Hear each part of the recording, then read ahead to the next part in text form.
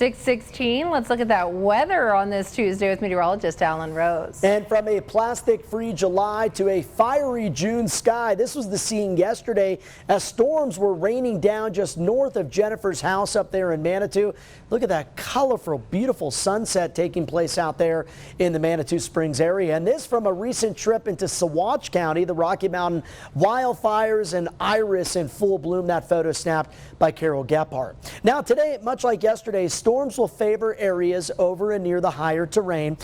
For the plains, high pressure overhead is going to limit the action for areas east of the Front Range. A low risk of flash flooding for areas that do see the rain, as well as small hail, 50-mile-per-hour gust, and some of that dangerous cloud-to-ground lightning. So if you're planning time in the high country today, I would do it early on. If you do it in the afternoon, you're likely going to have to take a break until some of those storms do pass. Right now, 49 degrees, the current temperature in Woodland Park, 55 for the Springs with upper 50s in Pueblo and some mild 60s out east into the lower Arkansas River Valley.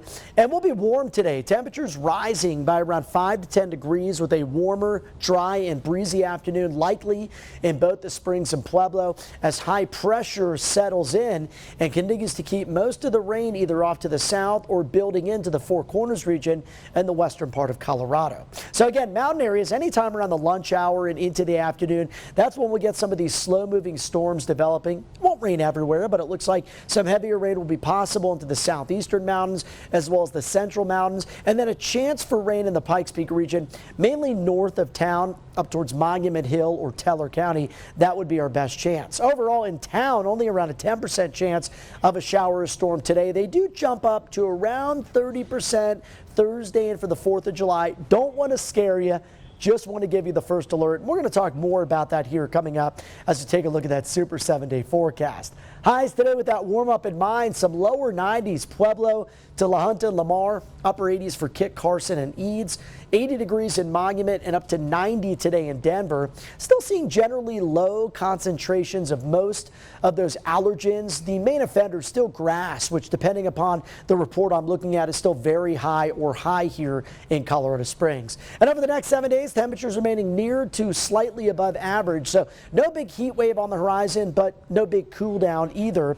We'll see some upper 80s on Thursday and then on Friday with that isolated storm mentioned. Right now I see the best chance of a hit or miss storm in the afternoon with drier skies just in time for those critical evening hours. In Pueblo, highs here in the low 90s Tuesday to Wednesday.